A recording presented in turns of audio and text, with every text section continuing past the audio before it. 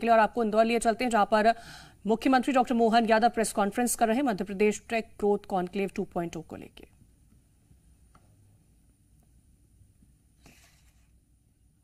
Agreement, MOU launch, सीसीआईपी आदेश, घोषणाएं 1-to-1 meeting हुई, जिससे प्रदेश में कुल 15,896 करोड़ का निवेश और 64,000 है ना 64,085 रोजगार के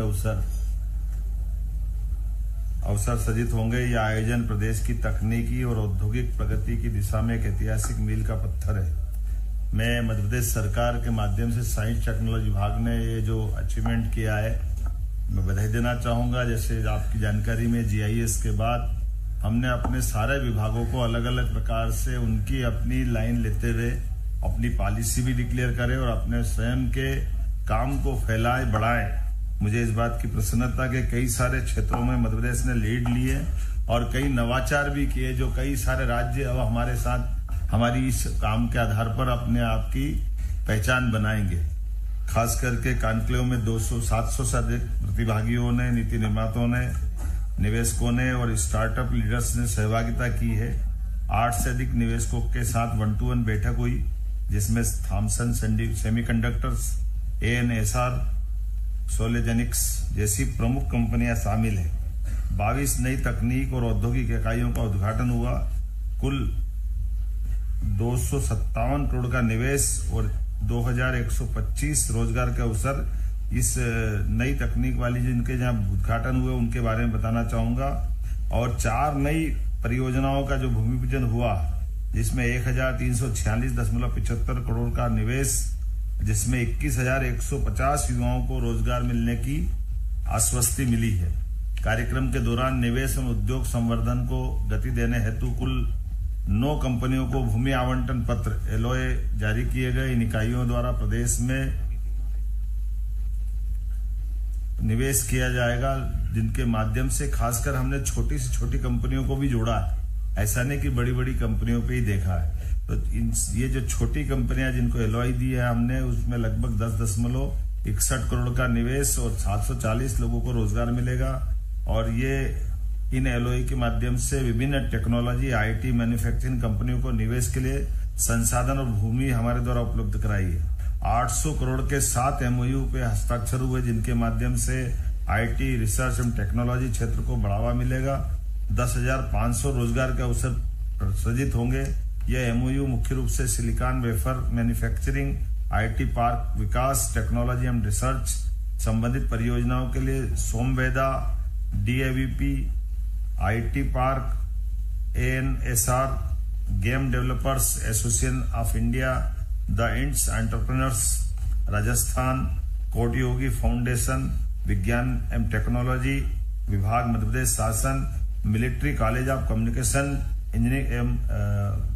इंजीनियरिंग के माध्यम खासकर साइबर सुरक्षा और कृत्रिम बुद्धिमत्ता के क्षेत्र में संयुक्त अनुसंधान और डेवलपमेंट करने के लिए ये जो MOU हुआ, ये पूरे देश का सबसे अलग प्रकार का नवाचार है कि स्टेट गवर्नमेंट का आर्मी के साथ सीधे इस दिशा में काम करना, ये एक महती उपलब्धि है। मैं बधाई देना चाहूंगा।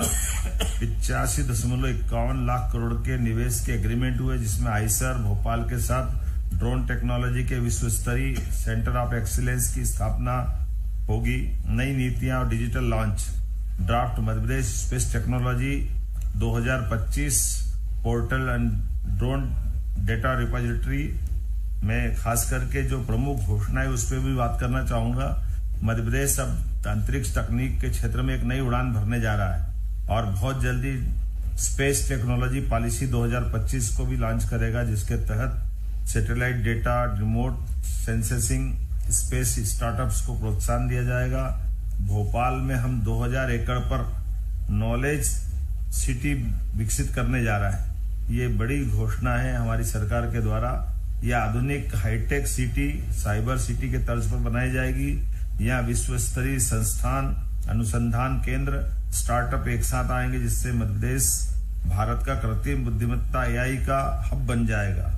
हम साइंस सिटी प्रोजेक्ट के लिए 45 एकड़ भूमि आवंटित करने जा रहे हैं। विज्ञान, नवाचार और तकनीकी अनुसंधान के लिए अत्याधुनिक सुविधाएं विकसित की जाएगी।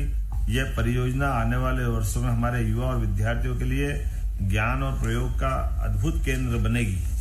अगर आप अलग से इन सारी पूरी बातों को देखने चाहेंगे, मैं वैसे मोटे तौर पे बता दूं अगर कि लगभग हमारा कुल निवेश 15,896 करोड़ का है और 64,000 लोगों को रोजगार मिलेगा।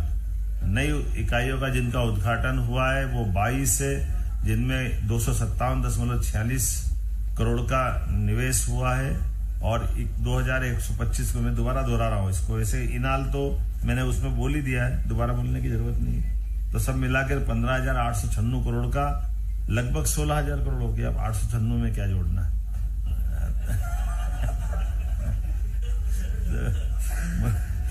64,000 लोगों को रोजगार मिलेगा।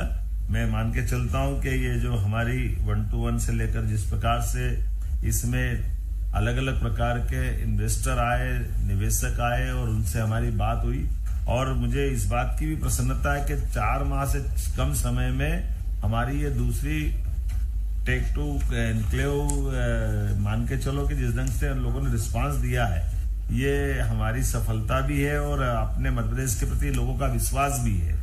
इस नाते से मैं सारे हमारे मीडिया के बंधुओं से भी कहना चाहूंगा कि आज का समय बदलते दौर में मध्य प्रदेश का माननीय प्रधानमंत्री जी के नेतृत्व में जिस प्रकार से हमने हर क्षेत्र में बढ़ने का संकल्प लिया है, आपके सबके सहयोग से उस दिशा में लगातार संकल्प की पूर्ति हो रही है। बाबा महाकाल और खजराना वाले गणेश जी की कृपा है। मैं उम्मीद करूंगा कि आने वाले समय में ऐसी और मिलेंगे। एक आध दो प्रश्न कोई मन में हो तो इसी मुद्दे से जुड़े हुए, दाएं बाएं ऊपर नीचे करोगे आईटी पे बात करेंगे।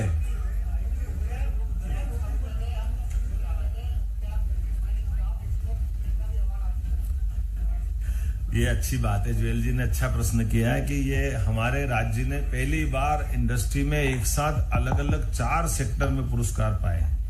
आमतौर पर ये कभी हमारे लिए बड़ा बहुत मुश्किल जाता था और 2002 के पहले तो संभव ही नहीं था, लेकिन 2022 में एक पुरस्कार मिला था। लेकिन अब जो हमने उद्योग रोजगार वर्ष जो घोषित किया है, ये 4 पुरस्कार अलग अलग क्षेत्र में, और ये वही बात है जिसके लिए हम सबसे कहते हैं कि हमारी पॉलिसियां हमने सरलीकृत की है। अपने सारे व्यवसाय को सरल बनाने के लिए कार्यालय में काम करने की पद्धति भी बदली है। लोगों के साथ जो कमिटमेंट करते हैं उसका पालन भी करते हैं और यही कारण है कि देश भर में मध्य प्रदेश के प्रति ये आकर्षक माहौल भी बना हुआ है और अब भारत सरकार ने पुरस्कार से नवाज करके हमारी उस बात की पुष्टि कर दी। सर, उज्जैन खगोल विज्ञान का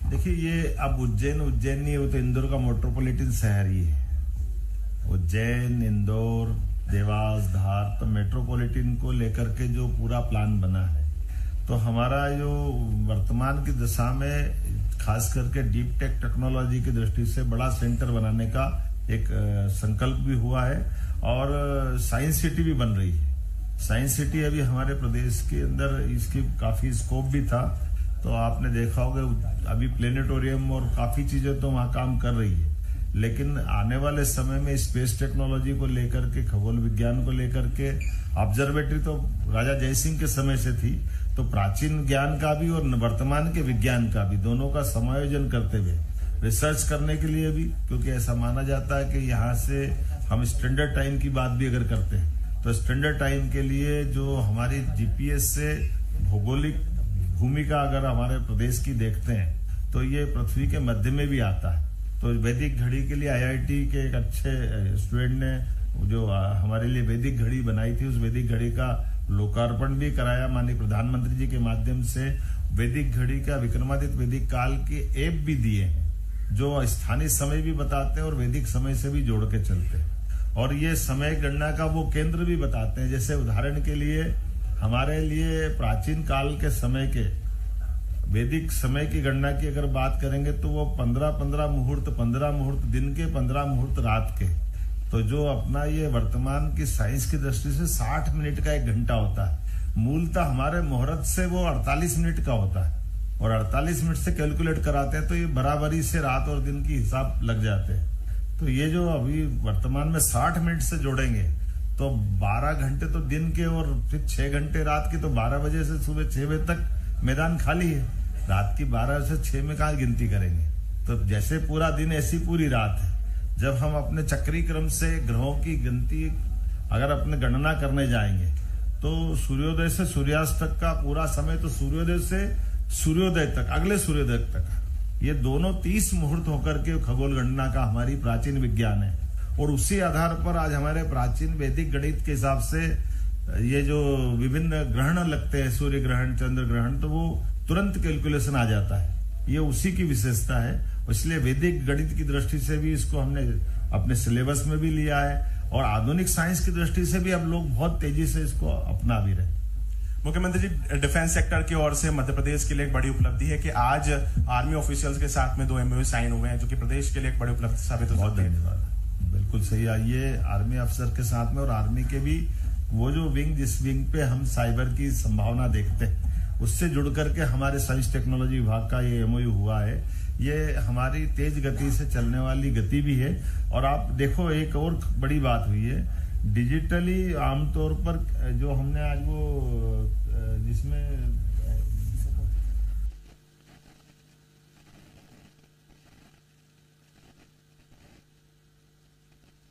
और वो जो हमने मैपिंग को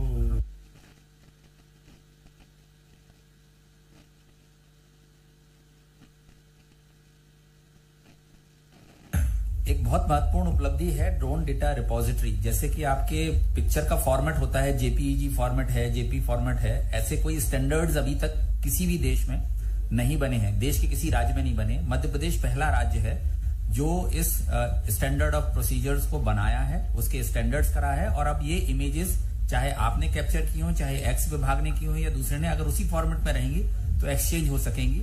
ये स्टैंडर्ड्स अब गवर्नमेंट ऑफ इंडिया भी अडॉप्ट करने वाली है। हमारे पूरे कंसल्टेशंस हुए हैं, तो पहली बार ऐसा है कि ड्रोन के जो इमेज ली जा रही हैं उसकी स्टैंडर्ड ऑफ प्रोसीजर और उसके स्टैंडर्ड्स यहाँ पर एस्टेब्लिश किए गए हैं, जिसका आज माननीय मुख्यमंत्री जी ने लोकार्पण किया है, विमोचन किया है। ड्रोन डेटा रिपोजिटरीज का नाम है। ड्रोन से जितनी भी डेटा इकट्ठा किया जाएगा उसका एक स्टैंडर्ड हो जाएगा। तो आप जो एक्सचेंज करते हो, जैसे PDF फॉर्मेट को आप भेज देते हो एक जगह से दूसरी जगह, आपको चेक नहीं करना पड़ता कि आपका फोन में पढ़ पाएगा कि नहीं पढ़ पाएगा, वैसा स्टैंडर्ड्स यहाँ पर बने हैं। तो इमेजेस को शिफ्ट करना, इमेजेस को सिलेक्ट करना, इमेजेस को देखना, इसका इन्वेस्टिगेशन करना, ये सब पॉसिबल हो पाएगा अगर इस स्टैंडर्ड्स में करें। ये स्पेस टेक्नोलॉजी की दृष्टि से भी बड़ा अचीवमेंट आज हमारा हुआ है और हम इस पे काम भी कर रहे हैं कि आने वाले समय में स्पेस पॉलिसी भी हमारी ला रहे हैं। और भविष्य की दृष्टि से जैसे आज हमने अपने 3-4 MOU भी किए हैं, 3-4 हमारे पास जैसे मिसाइल टेक्नोलॉजी पे काम करने वाले बड़े सज्जन सुब्बा राव जी, भविष्य में दृष्टि से वो हमसे जुड़ करके काम करना चाह रहे हैं। इसी में ड्रोन टेक्नोलॉजी की तो बात अपनी आई है। इसके अलावा भी अलग अलग साइंस टेक्नोलॉजी की आधुनिक से आधुनिकतम चीजों में हमारा राज्य आगे बढ़ करके उनके साथ व्यापार भी करना चाहता है और नई टेक्नोलॉजी में